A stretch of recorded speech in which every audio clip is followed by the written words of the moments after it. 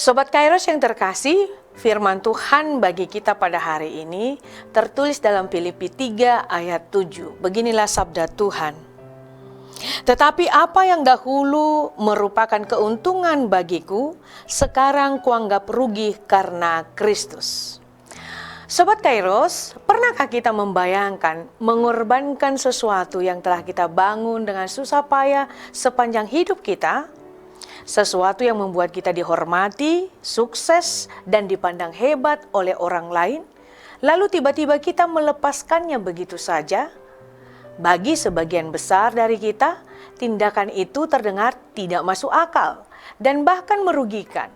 Namun, inilah yang persis dilakukan oleh Rasul Paulus. Dalam suratnya kepada jemaat di Filipi, Paulus tidak sedang berbicara dari posisi seseorang yang tidak punya apa-apa. Sebaliknya, ia adalah orang yang memiliki segalanya menurut standar dunia saat itu. Ia memiliki latar belakang yang hebat, pendidikan yang tinggi, status sosial yang terhormat, dan reputasi yang bersih. Jika mau sombong, Paulus punya 1001 alasan untuk itu. Semua hal tersebut adalah keuntungan atau aset terbesar dalam hidupnya. Namun, mari kita perhatikan perubahan radikal yang ditulisnya dalam ayat ke-7 ini. Tetapi apa yang dahulu merupakan keuntungan bagiku, sekarang kuanggap rugi karena Kristus. Paulus menggunakan istilah untung dan rugi. Bayangkan sebuah neraca keuangan di mana apa yang tadinya berada di dalam kolom aset atau keuntungan tiba-tiba dipindahkan oleh Paulus ke kolom kerugian atau beban. Mengapa dia melakukan hal itu? Apakah Paulus kehilangan akal sehatnya?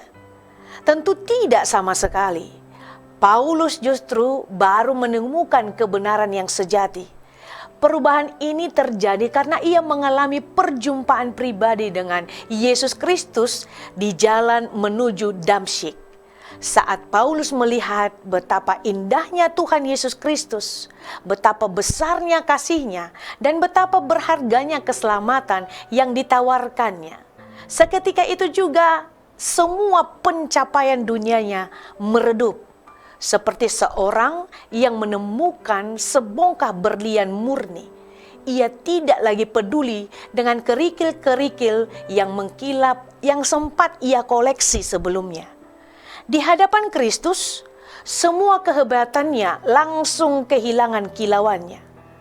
Sobat Kairos, jikalau kita merenungkannya dalam kehidupan kita hari ini, apa yang saat ini menjadi keuntungan terbesar dalam kehidupan kita?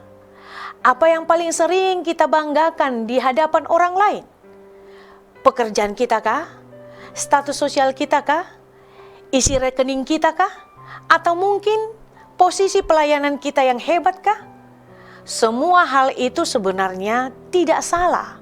Yang menjadi masalah adalah ketika kita menjadikan hal-hal tersebut sebagai fondasi rasa aman dan identitas diri kita. Kita sering sekali merasa berharga hanya karena jika kita sukses atau hanya jika kita dipuji oleh orang lain. Hari ini, Paulus mengajak kita untuk memeriksa ulang neraca kehidupan kita.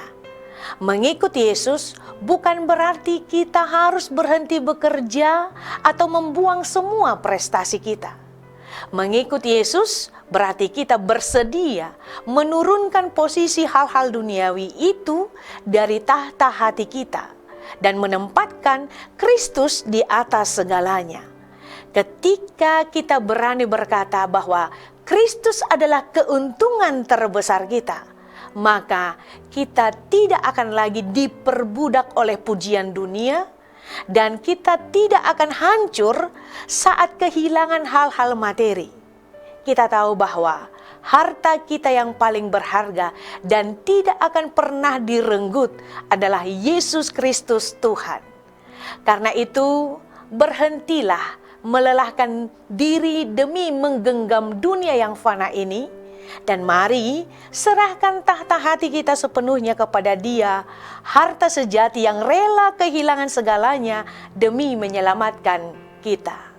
Selamat beraktivitas, Tuhan Yesus memberkati. Amin.